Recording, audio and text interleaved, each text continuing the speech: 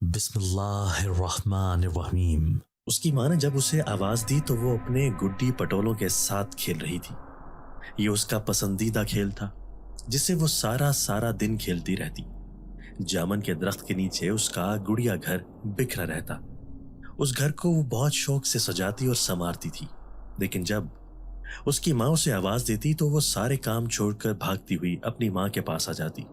اس کی ماں ہمیشہ کی طرح انتہائی مستعدی سے اپنا کام نپٹا کر اس کے انتظار میں بیٹھی ہوتی۔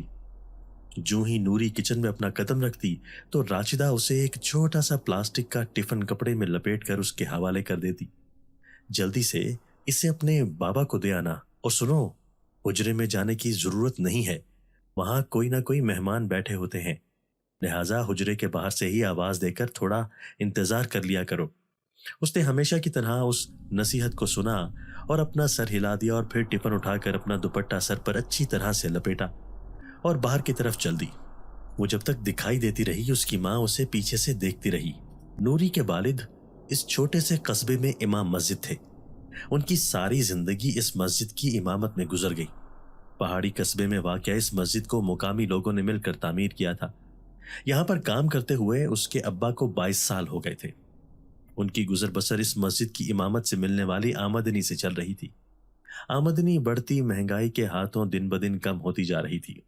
کبھی کبھی مولانا فضل کو ہاتھ کی تنگی کی وجہ سے اس ملازمت کو ہمیشہ کے لیے خیر بات کہنے کا دل چاہتا تھا، لیکن مسئلہ یہ تھا کہ انہیں اس کے علاوہ اور کچھ بھی کرنا نہیں آتا تھا۔ ان کے پاس کوئی ہنر نہیں تھا کہ وہ جس سے اپنی 2 وقت کی روٹی کما کر اپنے خاندان کی کفالت کر سکتے۔ دراصل یہ کام انہیں وراثت میں ملا تھا۔ ان کے دادا پردادا بھی ساری زندگی مسجد کی امامت کے فرائض سر انجام دیتے رہے، اور پھر ان کے خاندان کی تیسری پیڑھی اس کام سے وابستہ ہو کر اپنی روزی روٹی کھینچ تان کر پوری کر رہی تھی۔ لیکن مولانا فضل کے پاس مسجد کی امامت کرنے کا ایک اور ریزن بھی تھا، اور وہ یہ کہ لوگ اس میں آپ کی عزت کسی افسر سے بھی زیادہ کرتے تھے۔ یہی وجہ تھی کہ وہ کوئی اور پیشہ اپنا نہ سکے، کیونکہ انہیں کسی اور پیشے میں اتنی عزت اور احترام لوگوں کی طرف سے ملتا ہوا دکھائی نہ دیتا تھا۔ مولانا فضل کی اس سوچ سے ان کی بیوی راشدہ اکثر اختلاف کرتی تھی، تو وہ انہیں گناہ گار کہہ کر چپ رہنے کی تلقین کرتے۔ تو ان کی بیوی ببھر کر بولتی کہ اس نام نہاد عزت کا کیا اچار ڈالنا ہے کہ گھر میں 2 وقت کی روٹی بھی انسان پیٹ بھر کر نہ کھا سکے۔ آخر آپ کوئی اور کام کیوں نہیں سیکھ لیتے، یا پھر مدرسہ پڑھانے کی فیس ذرا زیادہ کر لیں؟ تو مولانا فضل اپنی ہی بیوی کے ساتھ الجھ جاتے کہ یہاں گاؤں میں کون سی فیکٹریاں چل رہی ہیں کہ لوگ ہماری من چاہی فیس ہمیں دینے کے لیے تیار ہو جائیں گے۔ تو راشدہ ان کی بات سن کر غصے میں آ جاتی۔ آپ کو ابھی بھی صرف لوگوں کی مشکلات کا احساس ہے، لیکن اپنے گھر کی مشکلات آپ کو نظر نہیں آتی۔ اگر لوگ من چاہی فیس دینے کے لیے تیار نہیں ہیں تو آپ کو بھی کسی کو مفت پڑھانے کی کیا ضرورت ہے؟ اللہ کی بندی کیسی باتیں کرتی ہو! اگر میں کسی کے بچے کو پڑھانے سے انکار کر دوں تو لوگ مجھے کل کی بجائے آج ہی اس مسجد سے فارغ کر کے باہر کھڑا کر دیں گے کہ یہ اللہ کے کلام کو پیسے کے ترازو میں تول کر پڑھا رہا ہے۔ تو کیوں اللہ کے کلام پڑھانے والوں کے ساتھ کیا پیٹ نہیں لگا ہوتا؟ کیا ان کی ضرورتیں نہیں ہوتی؟ کیا ان کے بچے نہیں ہوتے؟ قصبے والوں کو کم از کم اس بات کا تو خیال رکھنا چاہیے نا کہ اتنی محدود آمدنی میں ہم اپنے گھر کا چولہا کیسے جلائیں گے؟ لوگ یہ بات کہاں سوچتے ہیں نیک باغ؟ اگر لوگ یہ نہیں سوچتے تو آپ کو ان کے ذہنوں میں کم از کم یہ سوچ ڈالنی چاہیے۔ تو مجھے الٹی پٹیاں نہ پڑھا، تمہاری مہربانی ہوگی۔ جو تمہارا کام ہے وہ تم کرو اور مجھے اپنا کام کرنے دو۔ جو 4 پیسے آتے ہیں اور ان سے دال روٹی چل رہی ہے تو شکر خدا کا بجا لاؤ۔ آج کل نوکری ملنی کون سی آسان ہے؟ اچھے خاصے پڑھے لکھے ڈگری ہاتھوں میں لے کر نوکری تلاش کرے مارے مارے پھر رہے ہیں۔ یہ تو ہمارا خاندانی کام ہے، نسل در نسل ہم تک پہنچا ہے، روزی روٹی کا ایک سلسلہ بنا ہوا ہے۔ تو اپنی ناشکری طبیعت کی وجہ سے اس پر لات نہ مارو، جو ہے جیسا ہے اس پر گزارا کرنا سیکھو، اسی میں عافیت ہے۔ تو راشدہ اپنے خاوند کی بات پر خاموشی اختیار کر لیتی، کیونکہ وہ جانتی تھی کہ اس بحث کا کوئی نتیجہ نہ نکلے گا اور الٹا مولانا ہی شدید اشتعال میں آ جائیں گے، اس لیے وہ ان کے قریب سے ہی اٹھ جاتی۔ مولانا فضل نے اپنے خاندان کو اپنے دادا پر دادا کے زمانے کے بنے ہوئے 2 کمروں کے مکان میں رکھا ہوا تھا، جبکہ وہ خود روزانہ فجر سے کچھ دیر پہلے مسجد آ جاتے اور پھر سارا دن یہاں پر مسجد میں ہی درس و تدریس میں گزار دیتے۔ وہ صبح کا ناشتہ گھر سے کر کے جاتے اور دوپہر کا ناشتہ ان کی بیوی راشدہ اپنی 12 سالہ بیٹی نوری کے ہاتھ میں دے کر بھجواتی۔ گھر سے مسجد تک 15 منٹ کا ہی راستہ تھا، اس لیے راشدہ کو اتنی فکر نہ ہوتی۔ ان کا گھر ذرا اونچائی پر تھا، اترتے اترتے نوری کو تھوڑا سا وقت لگ جاتا، کبھی کبھی وہ تھک بھی جاتی، لیکن ابا کا کام کرتے ہوئے اسے انجانی سی خوشی ہوتی۔ ویسے بھی مسجد جانے کا خیال ہی اس سے بے پناہ خوش کر دیتا۔ نوری ان کی شادی کے کافی عرصے بعد ہوئی۔ اس سے پہلے ان کی بیوی کے کئی مس کیریجز ہوئے، اور جب ان کی بیوی کو امید لگی تو مولانا فضل کو یہ یقین تھا کہ نہ صرف ان کی اولاد اس بار زندہ رہے گی بلکہ اس بار بیٹا ہی ہوگا۔ انہوں نے بیٹے کے لیے تعویذ لکھ لکھ کر بیوی کے گلے میں ڈالنے کی تاکید کی، اور یہ تعویذ پورے 9 ماہ ان کی بیوی کے گلے میں رہا۔ نہاتے وقت بھی اتارنے کی ممانعت تھی، اس کے علاوہ بھی دم کیا ہوا پانی وہ بیوی کو پلاتے رہتے، صبح و شام کے وظائف بھی پڑھتے رہتے۔ لیکن اللہ کے حکم سے ان کے ہاں بیٹی پیدا ہوئی تو پہلے تو مولانا کو یقین ہی نہ آیا، اور جب یقین آیا تو وہ بے حد برہم ہوئے اور بیوی سے اپنی ناراضگی کا اظہار بھی کیا کہ یقیناً اس نے کہیں نہ کہیں پڑھنے پڑھانے میں کوئی نہ کوئی غلطی ضرور کی ہے، اس وجہ سے بیٹی پیدا ہوئی۔ تو راشدہ ان کی باتیں سن سن کر پریشان رہنے لگی۔ وہ نوری کی طرف غور سے دیکھتی کہ جس کی بدولت اسے دنیا کے تانوں سے نجات ملی، ورنہ لوگ اٹھتے بیٹھتے انہیں بانج کہنے لگے تھے، حتیٰ کہ ان کی اپنی نند باتوں ہی باتوں میں انہیں اتنی جلی کٹی سنا دیتی کہ وہ دل تھام کر رہ جاتی، حالانکہ وہ خود بیوہ تھی اور انہی کے گھر میں اپنے بیٹے کے ساتھ وہ رہ رہی تھی۔ لیکن مولانا فضل کی وجہ سے ان کی اس گھر میں حیثیت کسی حاکم جیسی بن گئی تھی، اور ان کی بیوی ان کے سامنے ہمیشہ ایک باندھی کی طرح زندگی گزارنے پر مجبور ہو گئی، کیونکہ مولانا فضل نے اپنی بہن کو کل مختار بنا رکھا تھا، اور اس گھر میں مولانا فضل کے بعد اگر کسی کی حکمرانی چلتی تھی تو وہ ان کی نند تھی۔ گھر میں کیا پکانا ہے، کتنا پکنا ہے، اگر کہیں آنا جانا ہے تو اس میں بھی ان کی نند ریشمہ کی اجازت درکار ہوتی۔ مولانا فضل بھی اپنی بیوی سے زیادہ اپنی بہن پر اعتبار کرتے، وہ اگر دن کو رات کہتی تو مولانا بھی ان کی تائید میں رات ہی بولتے۔ راشدہ کو کبھی کبھی ایسا لگتا کہ جیسے ان کی ساس فوت نہیں ہوئی بلکہ ان کی نند کی صورت میں ان کی زندگی پر مسلط ہو گئی ہیں، کیونکہ ان کی نند ریشمہ ساس اور نند دونوں کا بیک وقت کردار ایسے خوش اسلوبی کے ساتھ نبھا رہی تھی کہ راشدہ کی زندگی اجیرن ہو کر رہ گئی تھی۔ ان کی نند ریشمہ خود تو چونکہ بیوہ تھی اور بیوگی کی سادہ سفید چادر اوڑھے زندگی گزارنے پر مجبور تھی، لیکن انہیں اپنی نوجوان خوبصورت کمسن بھابھی کے شوخ و چنچل طبیعت، تیز بھڑکیلے لباس اور بناؤ سنگھار سے اللہ واسطے کبیر تھا۔ اگر کبھی وہ خوشبودار تیل لگا کر کنگھی پٹی کر لیتی یا آنکھوں میں سرما، دنداسا اور تھوڑی سی تبت کریم لگا لیتی تو ان کی نند ریشمہ اٹھتے بیٹھتے منہ میں بڑبڑاتی رہتی اور اکثر انہیں باتیں سناتے ہوئے کہتی کہ اتنا میک اپ کس لیے کر رکھا ہے، تمہارا خامن تو صبح کا گیا شام کو گھر آتا ہے، تو یہ سب کس کو دکھاتی ہو؟ تو راشدہ ان کی بات سن کر پریشان ہو جاتی اور سوچتی کہ اگر ایسی باتیں مولانا فضل کے کان میں پڑ گئیں تو نہ جانے وہ اس بارے میں کیا سوچیں گے۔ یہی وجہ تھی کہ وہ کئی دنوں تک اب کنگھی پٹی ہی نہ کرتی، نہ ہی استری کر کے کپڑے تبدیل کرتی، کیونکہ استری شدہ کپڑوں پر بھی ان کی نند ریشمہ کو اعتراض ہوتا تھا، تو وہ بغیر استری کیے کپڑے کئی دنوں بعد پہن لیتی۔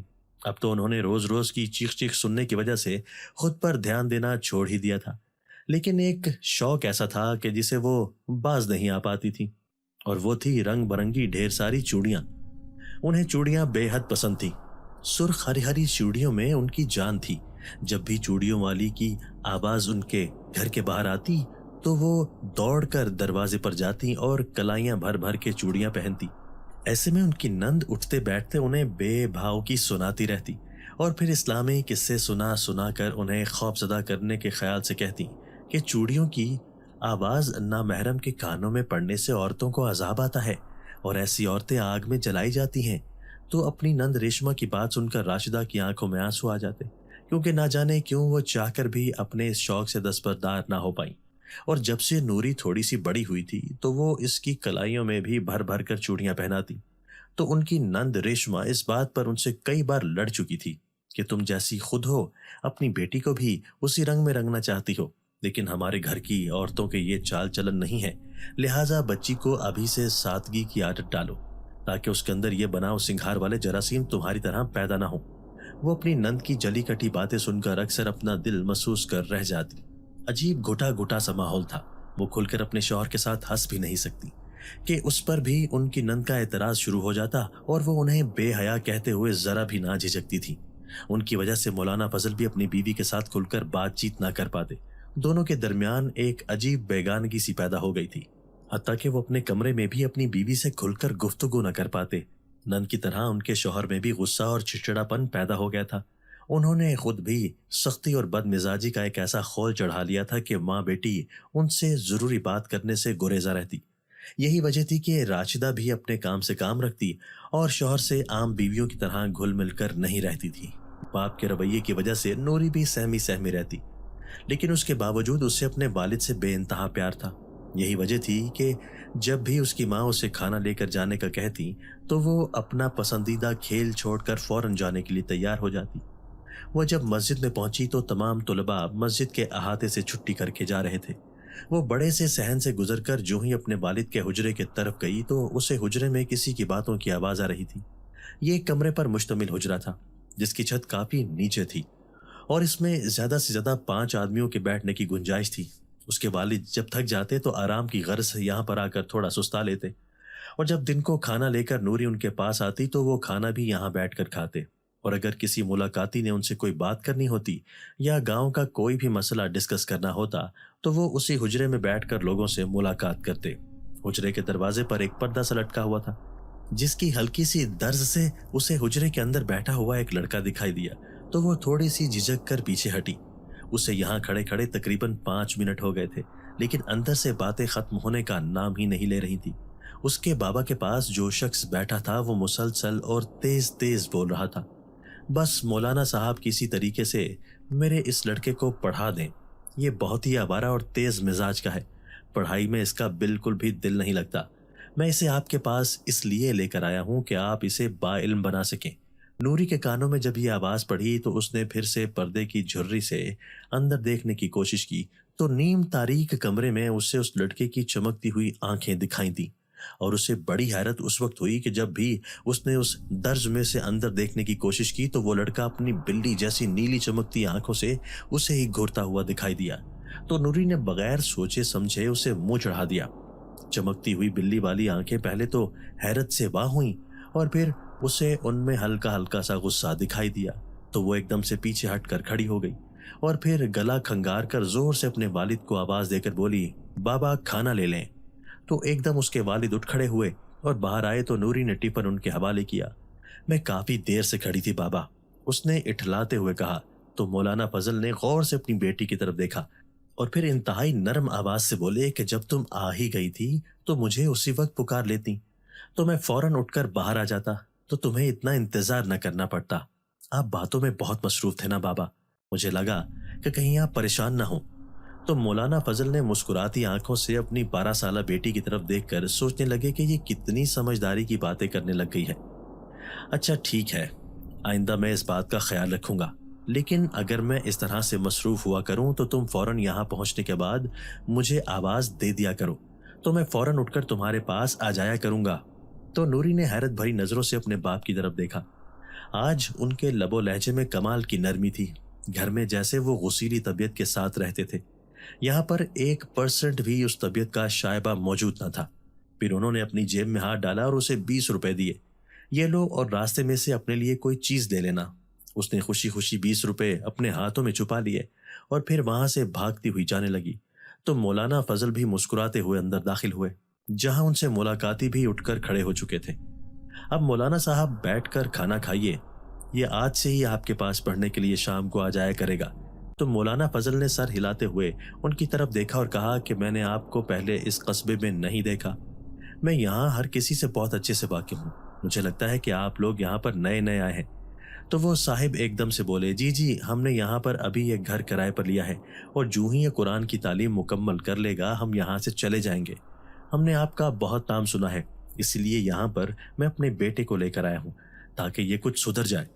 تو مولانا فضل نے ان صاحب کو اطمینان دلایا اور تسلی دی کہ آپ بے فکر ہو جائیں اور اسے میرے پاس شام کو چھوڑ جایا کریں۔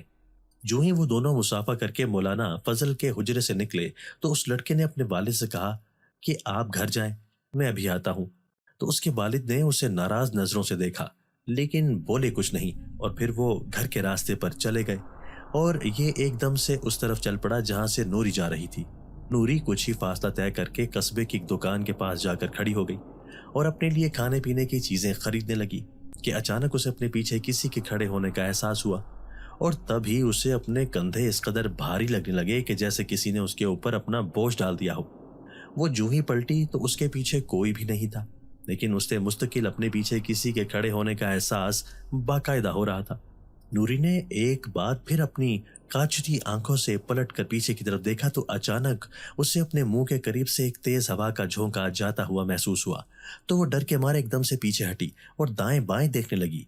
इतने में तेज हवा का झोंका फिर से आया और उसके सर से चादर उतर गई।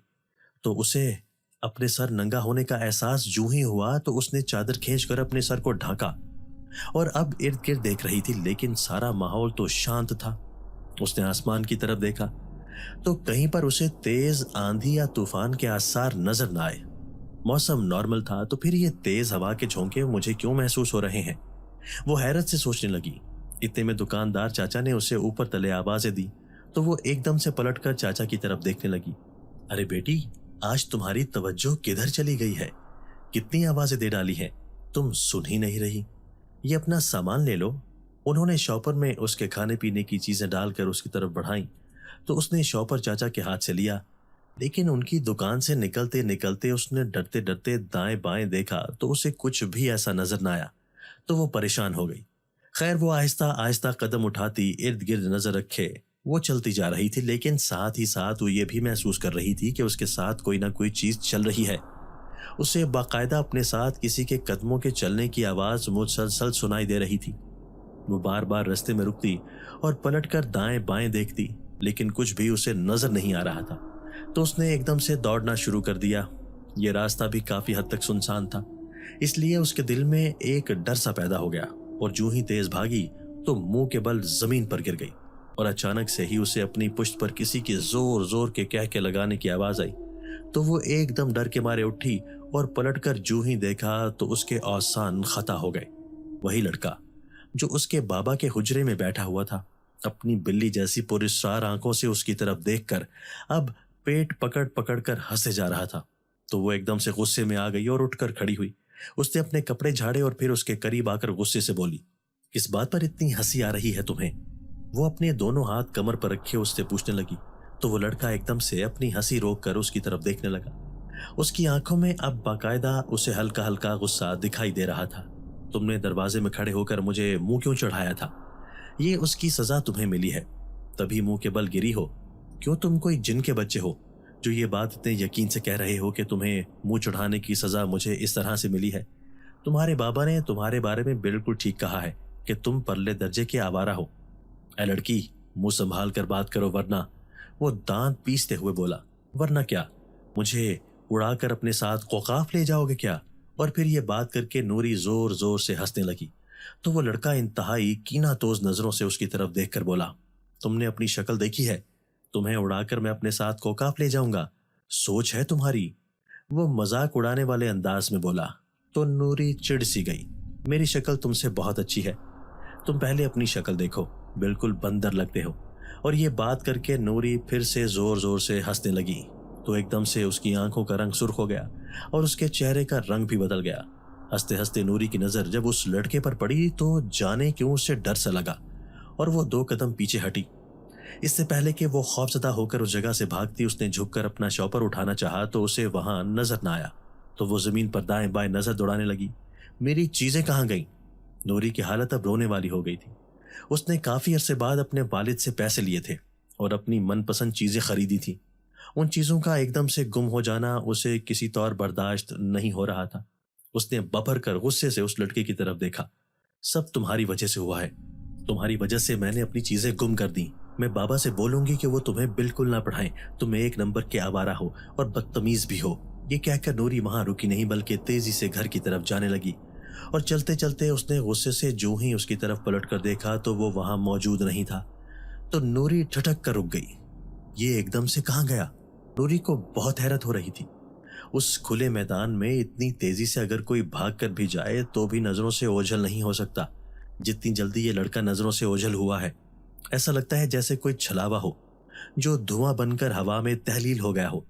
اس کا دل ایک بار پھر سے زور سے دھڑکا تو اس نے تیزی سے بھاگنا شروع کر دیا۔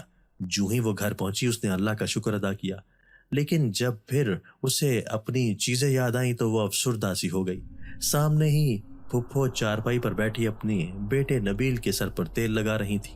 وہ پاس سے گزرنے لگی کہ پھپھو نے انتہائی سخت آواز میں اسے پکارا، اے لڑکی، یہ گھر میں داخل ہونے کا کون سا طریقہ ہے؟ کیا جانوروں کی طرح اندر گھسی جا رہی ہو؟ ماں کی بات سن کر نبیل ہنسنے لگا تو جانے کیوں اس کا دل چاہا کہ نبیل کے چہرے کو بگاڑ کر رکھ دے۔ اسے خاموش اور افسردہ دیکھ کر پھپھو نے انکوائری کرنے والے انداز میں اس سے پھر پوچھا، یہ تم کس وقت نکلی تھی اور اب گھر لوٹ کر آ رہی ہو؟ اتنی دیر تم نے کہاں لگائی؟ مجھے ابا نے پیسے دیے تھے تو میں چیز لینے کے لیے دکان پر رک گئی۔ اچھا تو چیز کہاں ہے؟ وہ راستے میں ہی گر گئی تھی۔ اے لڑکی، کیوں فریب کرتی ہو؟ راستے میں گر گئی تھی کہ راستے میں ہی کھا پی کر گھر آ رہی ہو؟ انتہائی پیٹو ہو تم۔ اگر باپ نے 4 پیسے دے ہی دیے تھے تو جمع کر لینے تھے، خرچ کرنے کی کیا ضرورت تھی؟ تمہارے باپ کی ملیں تو چلتی نہیں ہیں کہ تم ماں بیٹیاں اندھا دھن پیسے ضائع کرتی ہو۔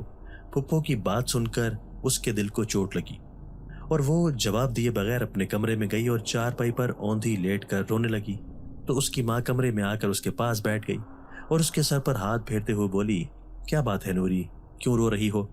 وہ آہستہ سے اس کے کانوں کے پاس بیٹھ کر سرگوشی کرنے والے انداز میں بولی تو نوری ایک دم سے سیدھی ہوئی اور کہا، اماں، ایک تو میری چیزیں راستے میں گم ہو گئیں، اوپر سے پھپھو کی باتیں سنے، بہت بری ہیں پھپھو، جینا حرام کر کے رکھا ہوا ہے انہوں نے۔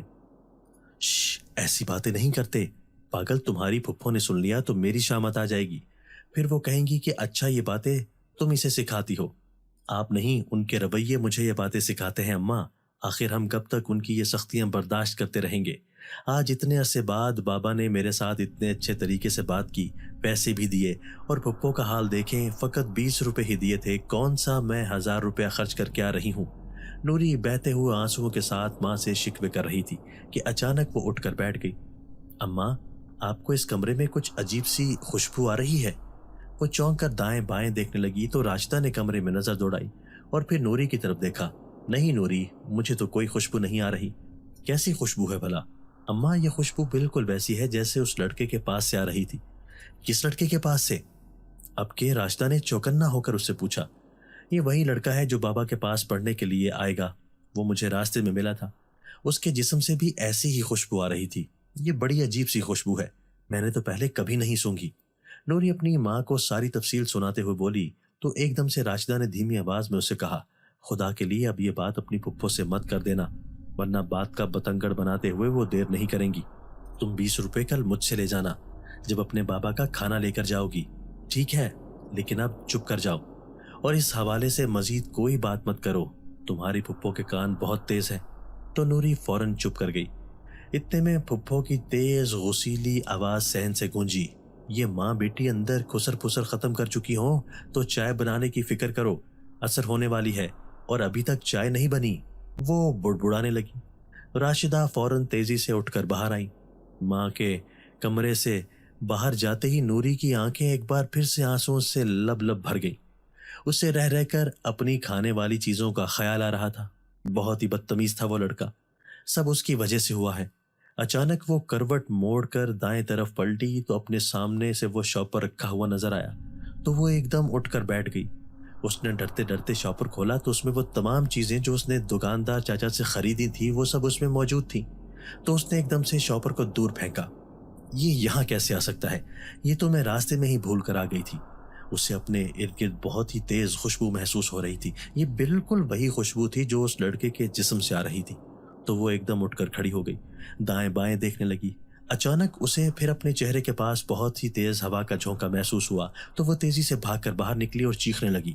راشدہ کچن میں سے بھاگ کر اس کے پاس آئی اور اسے اپنے سینے سے لگا لیا۔ نوری، کیا بات ہے؟ کیوں چیخ رہی ہو؟ وہ پریشان ہو کر بولی تو نوری نے کہا، اماں، وہ شاپر جو میں راستے میں بھول آئی تھی میری چارپائی پر پڑا ہے، یہ کون لے کر آیا ہے؟ تو راشدہ نے حیرت سے نوری کی طرف دیکھا اور پھر وہ اندر کمرے کی طرف بھاگ کر گئی تو واقعی چارپائی پر کھانے پینے کی چیزوں سے بھرا ہوا شاپر موجود تھا۔ اے لڑکی، کیا بابلی ہو گئی ہے؟ چیخیں کیوں مار رہی ہو؟ ارد گرد لوگوں نے سنا تو کیا کہیں گے؟ اسے کچھ عقل لگاؤ، کہاں دھیان ہوتا ہے اس کا آج کل؟ پھپھو نے نماز ختم کرنے کے بعد ایک دم سے نوری کی کلاس لینی شروع کر دی تو راشدہ کمرے سے باہر آئیں اور اب تک حیران پریشان تھی۔ انہوں نے نوری کا ہاتھ پکڑا اور اسے لے کر کچن میں آ گئی۔ نوری مسلسل اپنی ماں کی طرف دیکھ رہی تھی۔ اماں، میں سچ کہہ رہی ہوں، میں یہ شاپر اپنے ساتھ نہیں لائی، آپ نے تو خود دیکھا تھا میں خالی ہاتھ آئی ہوں۔ نوری ایک ہی بات مسلسل اپنی ماں سے بتائے جا رہی تھی اور راشدہ تذبذب میں کبھی بیٹی کی طرف دیکھتی اور کبھی باہر کی طرف۔ پھر انہوں نے اپنے ہونٹوں پر انگلی رکھ کر نوری کو خاموش کروایا۔ کیا پتا نوری تم اپنے ساتھ ہی لائی ہو اور بھول گئی ہو۔ انہوں نے اپنا شک ظاہر کیا تو نوری سر پر ہاتھ مارتے ہوئے بولی، اماں پھپھو سے پوچھ لیں، میرے ہاتھ اس وقت خالی تھے جب میں گھر میں داخل ہوئی۔ آخر آپ کو میری بات پر یقین کیوں نہیں آ رہا؟ آپ جانتی ہیں میں جھوٹ نہیں بولتی۔ تو راشدہ نوری کی بات سن کر اپنا سر پکڑ کر بیٹھ گئی۔ میرے خیال میں نبیل لے کر آیا ہے، لیکن ماں کے ڈر کی وجہ سے بتا نہیں رہا۔ میں اپنے طور پر اس سے پوچھوں گی، تم بس خاموش رہنا۔ تو نوری چپ کر گئی کہ بھلا نبیل کو کیا پتا میں نے یہ چیزیں کہاں گرائی ہیں، لیکن وہ اماں سے یہ بات نہیں کہہ سکی کیونکہ وہ جانتی تھی اس کی ماں بہت زیادہ الجھ رہی ہے۔ ایک تو پھپھو نے اماں کو تنگ کر رکھا ہے، دوسری طرف میری عجیب و غریب باتیں انہیں پریشان کر رہی ہیں۔ کچھ دنوں سے اماں کی طبیعت بھی خراب رہنے لگی تھی، وہ بیمار تھیں، لیکن ابھی تک بابا انہیں ہاسپٹل لے کر نہیں گئے تھے۔ وہ دن بدن کمزور ہوتی جا رہی تھی اور ان کا وزن بھی گرتا جا رہا تھا۔ اپنی ماں کی صحت خرابی کو دیکھ کر وہ خاموش ہو گئی، لیکن دل ہی دل میں اس سوچ کو جھٹک نہیں پا رہی تھی کہ آخر یہ خوشبو صرف اسے ہی کیوں محسوس ہو رہی ہے اور چیزوں سے بھرا ہوا شاپر کیسے اس کے کمرے میں آ گیا۔ اسے اب کمرے میں جاتے ہوئے بھی ڈر لگ رہا تھا۔ رات کا کھانا کھانے کے بعد جب راشدہ کچن سنبھال رہی تھی تو نوری کچن کے کونے میں دبک کر بیٹھی ہوئی تھی۔ اسے یوں بیٹھا دیکھ کر راشدہ کو بڑی حیرت ہوئی کیونکہ وہ اب تک کمرے میں جا چکی ہوتی تھی اور جب وہ کام ختم کر کے کمرے میں آتی تو نوری سو چکی ہوتی تھی، لیکن آج تو وہ کمرے میں جانے کا نام ہی نہیں لے رہی تھی۔ تو راشدہ کو بڑی حیرت ہوئی، اے نوری، یہاں کیوں بیٹھی ہو؟ نیند سے تمہاری آنکھیں لال ہوتی جا رہی ہیں، جا کر سو کیوں نہیں جاتی؟ نہیں اماں، میں اکیلے کمرے میں نہیں جاؤں گی، میں آپ کے ساتھ ہی جاؤں گی۔ اب کیا کوئی نئی بات ہو گئی ہے نوری؟ جب سے مسجد سے واپس آئی ہو عجیب و غریب باتیں کر رہی ہو۔ اماں، جب میں نے کہا ہے کہ میں اکیلے کمرے میں نہیں جاؤں گی تو بس آپ کیوں اصرار کر رہی ہیں؟ تو راشدہ چپ ہو گئی۔ وہ جانتی تھی کہ نوری ضدی بچی نہیں ہے بلکہ بہت ہی فرما بردار اور سلجھی ہوئی بچی ہے۔ تو فٹافٹ کچن کا کام ختم کرنے کے بعد وہ نوری کو لے کر کمرے میں گئی تو نوری بھاگتے ہوئے اپنی چارپائی پر چڑھ گئی اور اس نے وہ شاپر اٹھا کر زمین پر پھینک دیا۔ تو راشدہ نے ایک دم سے وہ شاپر زمین سے اٹھایا۔ یہ کیا بدتمیزی ہے نوری، رزق کو کیا ایسے پھینکتے ہیں؟ اماں، میں نے یہ نہیں کھانا، مجھے ڈر لگتا ہے۔ نوری نے ایسی باتیں پہلے کبھی نہیں کی تھی۔ راشدہ کو اس کی باتیں سن کر بہت عجیب سا لگا، وہ خود بھی تھوڑا سا پریشان ہو گئی۔ تو انہوں نے وہ شاپر اٹھا کر کمرے سے باہر رکھ دیا۔ آدھی رات کو اچانک نوری کی آنکھ کھل گئی تو اسے لگا جیسے کوئی اس کے جسم سے آہستہ آہستہ کمبل اتار رہا ہے۔ تو وہ ہڑبڑا کر اٹھ گئی اور تبھی اس کی نظر روشن دان پر پڑی جہاں پر ایک سیاہ رنگ کا خوفناک سا بلّا بیٹھا ہوا تھا اور اس کی نیلی پراسرار آنکھیں نوری پر جمی ہوئی تھیں۔ حالانکہ ٹھیک ٹھاک ٹھنڈ تھی لیکن نوری کا جسم پسینے پسینے ہو گیا تھا۔ اس نے اپنی ماں کا کندھا زور زور سے ہلایا تو راشدہ بھی اٹھ کر بیٹھ گئی۔ کیا ہوا نوری؟ اماں وہ دیکھیں سامنے۔ تو راشدہ نے روشن دان کی طرف دیکھا اور پھر پلٹ کر اسے کہا، کیا ہوا نوری؟ اماں، آپ کو یہ سامنے کالے رنگ کا بلّا نظر نہیں آ رہا؟ کس قدر خوفناک ہے۔ تو راشدہ نے دوبارہ سے روشن دان کی طرف دیکھا لیکن اسے وہاں کچھ بھی نظر نہ آیا۔ نوری، کیسی باتیں کر رہی ہو؟ اور روشن دان میں کوئی بلّا نہیں بیٹھا ہوا، تمہیں شاید وہم ہو گیا ہے۔ تو نوری نے بے یقینی سے اپنی ماں کی طرف دیکھا اور پھر پلٹ کر جو ہی روشن دان کی طرف دیکھا تو وہاں پر بلّا موجود نہیں تھا۔ تو وہ ہڑبڑا گئی، اماں خدا کی قسم، یہاں پر ابھی بلّا تھا، جب آپ جاگی تھی تب بھی وہ یہاں پر بیٹھا ہوا تھا، آپ مجھ پر یقین کیوں نہیں کر رہی؟ تو راشدہ نے ایک دم سے اسے اپنی سینے کے ساتھ لگا لیا۔ تم چاروں کل پڑھ کر اپنے اوپر پھونکو اور لیٹ جاؤ۔ وہ کچھ بولنے ہی لگی تھی کہ راشدہ نے اسے خاموش کروا دیا اور پھر اس پر پڑھ پڑھ کر پھونکنے لگی۔ وہ رات تو جیسے تیسے کٹ گئی لیکن اس کے بعد نوری کے ساتھ کچھ نہ کچھ انہونیاں ہوتی رہتی تھی۔ اسے اکثر اپنے ارد گرد بہت تیز خوشبو محسوس ہوتی تو اس کے سر میں شدید درد شروع ہو جاتا، یا پھر اپنے چہرے کے پاس اسے تیز ہوا کا جھونکا محسوس ہوتا تو وہ ایک دم سے چیخنا شروع ہو جاتی، اور وہ سیاہ رنگ کا بلّا بھی اس سے اکثر روشن دان میں بیٹھا ہوا دکھائی دیتا۔ تو انہوں نے وہ کمرہ ہی بدل ڈالا لیکن پھر بھی اسے وہ بلّا گھر میں جا بجا دکھائی دینے لگا۔ लेकिन हैरत की बात यह थी कि वो स्याह रंग का बिल्ला किसी और को दिखाई न देता। तो ऐसे में राशिदा बहुत परेशान हो गई, क्योंकि नूरी उनकी इकलौती औलाद थी और उनकी नंद को तो बातें करने का मौका मिल गया था। वो अक्सर कहती कि नूरी बहुत बड़ी ड्रामेबाज है, इसका इलाज करवाओ, नहीं तो अगले घर जाकर ये बहुत रुसवा करेगी। अरे ऐसी लड़कियों से कौन शादी करता है। तो राशिदा उनकी बात सुनकर दहल जाती। पहली बार उन्होंने अपनी नंद के सामने मुंह खोला और उन्हें एहसास दिलाने की कोशिश की कि वो ऐसी बातें ना करें, लेकिन उनकी नंद रेशमा तो हत्थे से ही उखड़ गई और मौलाना फजल को खूब नमक मिर्च लगाकर राशिदा के खिलाफ वो भड़काया। तो मौलाना फजल ने अपनी बीवी बेटी को आड़े हाथों लिया। राशिदा नूरी को पढ़ाना चाहती थी, लेकिन उनकी नंद की वजह से नूरी स्कूल ना जा सकी। ये घर में रहकर इतने फितने कर रही है तो स्कूल जाकर ना जाने क्या क्या गुल खिलाएगी। उन्होंने मौलाना फजल को ऐसी ऐसी पट्टियां पढ़ाई कि वो भी स्कूल पढ़ाने के मुखालिफ हो गए। तो ऐसे में राशिदा ने नूरी को घर में ही कुरान हिफ्ज करवाना शुरू कर दिया। वो ज़हीन थी, लिहाजा जल्द ही तेजी के साथ कुरान हिफ्ज करने लगी। अलबत्ता उनकी नंद ने अपने बेटे को शहर के अच्छे स्कूल में भेजना शुरू कर दिया। वक्त गुजरता चला गया। नूरी अब जवान हो गई थी, लेकिन उसके साथ होने वाले अजीबोगरीब वाकयात ने उसकी जान न छोड़ी। राशिदा जब तक जिंदा रही, उसने नूरी का रूहानी इलाज करवाने में कोई कसर न छोड़ी। वो जहां पर भी उसे लेकर गई, सबने एक ही बात कही कि नूरी पर किसी जिन का साया है और वो इसे नहीं छोड़ना चाहता, इसलिए वो सिर्फ नूरी को नजर आता है, इसके साथ रहने वाले किसी और को दिखाई नहीं देता। और चूंकि वो इंतहाई ताकतवर जिन्नात की नस्ल से ताल्लुक रखता है, इसलिए उस पर कोई भी अमल कारगर साबित नहीं हो रहा था। नूरी अपने साथ होने वाले इन अनहोने वाकयात की किसी हद तक आदी हो चुकी थी, क्योंकि वो इतना जान चुकी थी कि उसके इर्द गिर्द जो भी हवाई मखलूक है, खा वो जन्नात की नस्ल से है या किसी और नस्ल से, वो उसे नुकसान नहीं पहुंचा रहा। वो अच्छी तरह से जान गई थी कि ये वही लड़का है जो उसके बाबा के हुजरे में कुरान पढ़ने के लिए आया था, और वो लड़का भी अब उसके साथ साथ ही जवान होकर इंतहाई खूबरू मर्द के रूप में तब्दील हो गया था। वो उस पर कई बार जाहिर भी हो चुका था, और ये बात नूरी ने अपनी माँ को बताई तो वो रो दी, क्योंकि वो बहुत कोशिशों के बाद भी नूरी पर से ये असरात ख़त्म नहीं कर पा रही थी। नूरी के दुख ने उन्हें अंदर ही अंदर ख़त्म कर डाला, और एक दिन वो चुपके से ये दुनिया ही छोड़कर चली गई। माँ के मरने के बाद नूरी पहले से भी ज़्यादा तन्हा और सहमी सहमी सी रहने लगी। मौलाना फजल जो पहले रात को घर आ जाया करते थे, अब वो रात भी मस्जिद के हुजरे में ही गुजार देते। एक दिन वो घर आए तो उन्होंने अपनी बहन से कहा कि नूरी का निकाह नबील से कराना चाहता हूँ। ये बात सुनकर फुप्पो के पैरों तले से जमीन निकल गई। वो एक ऐसी लड़की जिस पर जिन्नात का साया है, उससे अपने इकलौते बेटे की शादी किसी तौर नहीं करना चाहती थी, लेकिन भाई को इनकार करना भी उनके लिए मुश्किल तरीन काम बन गया। ऐसे में जब नबील को पता चला कि मामू उसकी शादी नूरी से करवाना चाहते हैं, तो वो हत्थे से उखड़ गया। उसने साफ अपनी माँ को इनकार कर दिया कि मैं अपनी एक क्लास फेलो को प्रपोज कर चुका हूँ और उसी से शादी करूंगा। मैं इस उजड़ जाहिल गंवार लड़की जिस पर ना जाने किस चीज का साया है, कतन उसको अपनी जिंदगी का साथी नहीं बना सकता। तो पुप्पो ने जिच होकर नबील से कहा कि तुम ये इनकार खुद मामू के सामने करो, मेरी तो हिम्मत नहीं है। जिस शख्स ने हमें सारी जिंदगी अपने घर में पनाह दी, उसके इतने बड़े एहसानात के सामने मैं तो किसी तौर भी नहीं बोल सकती। अगर तुम्हारी हिम्मत है तो तुम खुद जाकर इनकार कर दो। जिस वक्त फुप्पो नबील के साथ बात कर रही थी, नूरी ने ये बातें खुद सुनी और वो दिल थाम कर वहीं बैठ गई। बचपन से ही कहीं ना कहीं उसके दिल में नबील का ख्याल पड़ चुका था, लेकिन आज नबील के दिल में अपने लिए इतनी नफरत देखकर उसका शिद्दत से रोने का दिल चाहा।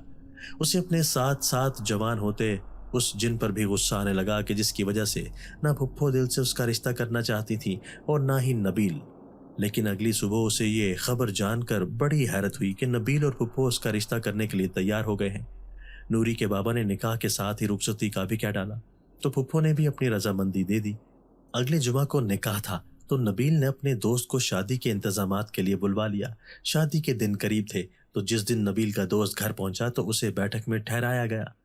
गालिबन उसे यहाँ रहते हुए तीसरा दिन था, जब एक दिन नबील ने अपनी माँ से कहा कि वो जल्दी जल्दी खाना तैयार करें, उसके कुछ और दोस्त भी आने वाले हैं। जब खाना तैयार हो गया तो फुप्पो ने नूरी से कहा कि ये खाना बैठक में रखाओ। तो नूरी ने हैरान होकर फुप्पो की तरफ देखा कि वो अपनी पर्दादार भतीजी को अपने बेटे के दोस्तों के लिए खाना देने के लिए कैसे भेज सकती हैं। लेकिन उनके असरार पर वो खाना लेकर बैठक तक गई कि अंदर से नबील की आवाज़ आई, खाना अंदर ला के रख दो, बैठक में कोई नहीं है। उसने हल्का सा पर्दा एक तरफ किया तो वाकई बैठक खाली थी।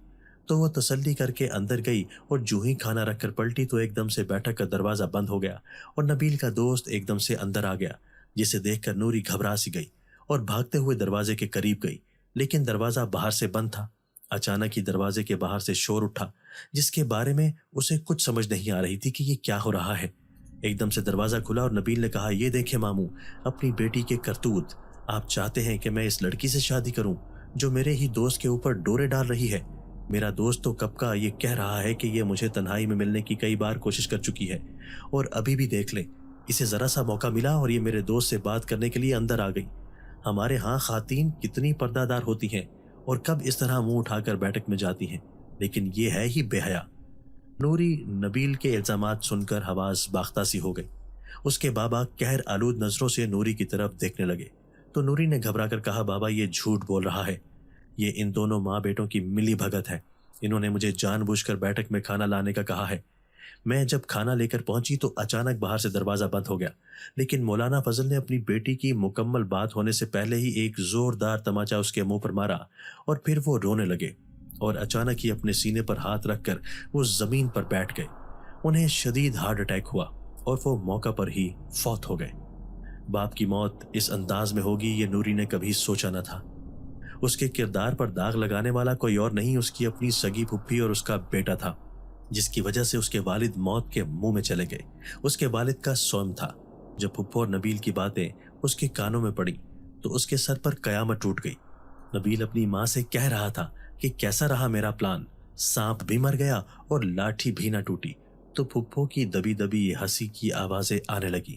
شاباش نبیل، تم نے بہت اچھا پلان بنایا، تمہارے ماموں نے بھی ہماری جان چھوڑی اور اب یہ گھر بھی ہمارا ہو گیا، بس اس گھر کو بیچ کر شہر میں مکان لے کر رہتے ہیں، کیا خیال ہے؟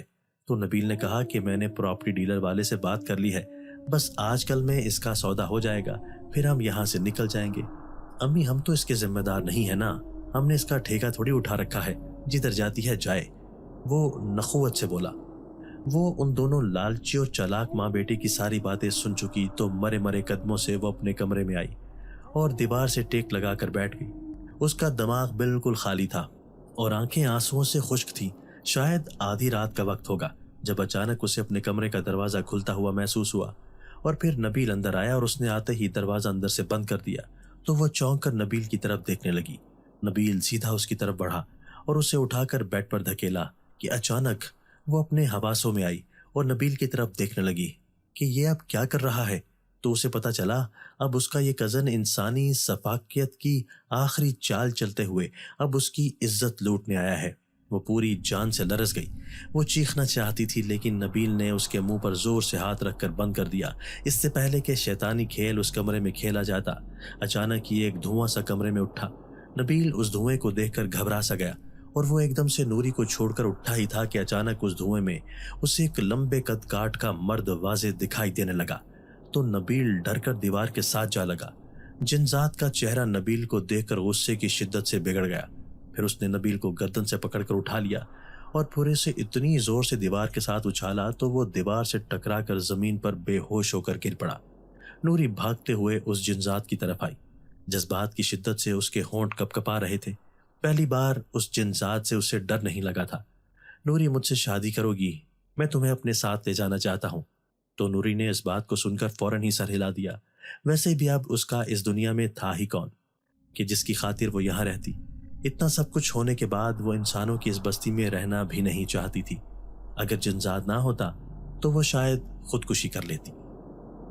دوستو، اگر آپ کو آج کی ہماری یہ ویڈیو پسند آئی ہے تو اسے لائک کیجئے اور اسے اپنے پیاروں کے ساتھ شیئر ضرور کیجئے گا۔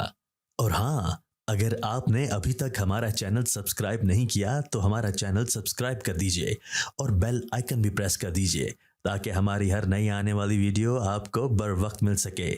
اللہ حافظ۔